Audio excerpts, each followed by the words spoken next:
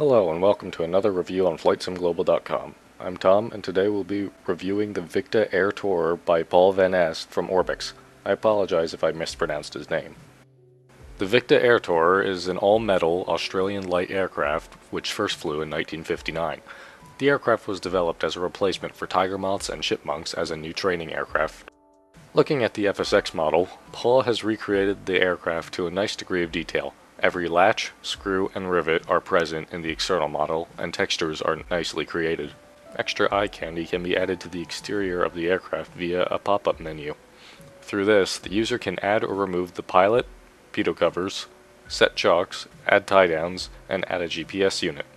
The aircraft ships with 11 liveries, with more user-created versions being available on Orbx's forums. Moving to the interior, the level of detail remains nice and high. The entire cockpit and baggage area are faithfully reproduced, and the textures on the seat make it look like real fabric. The instrument panel is similar design to other general aviation aircraft, so new pilots should have an easy time transferring over. All of the gauges were created in 3D and refresh rates are silky smooth. Every switch, knob, and lever also works as it should.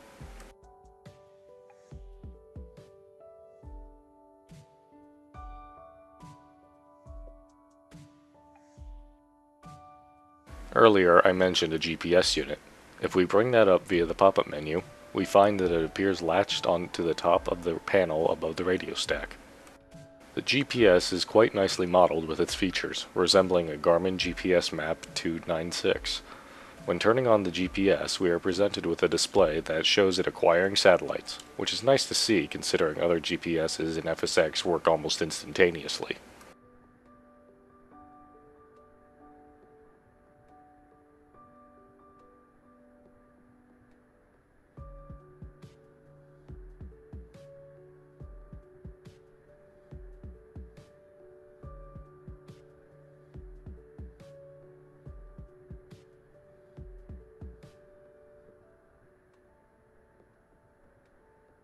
All other systems appeared to function properly and accurately compared to real-world data tables.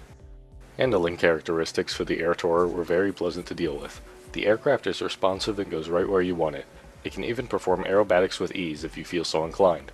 The large window surrounding the cockpit also comes in handy when performing aerobatics, or just for admiring scenery.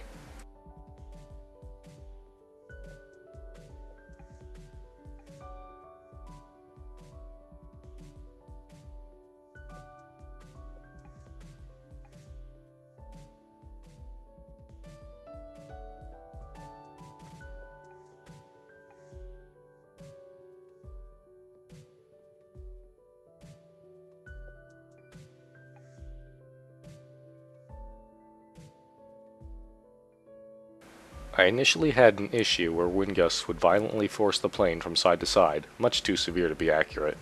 Paul quickly worked up a patch and everything was as it should be, attesting to Orbx's great customer service. I will now let the sounds speak for themselves.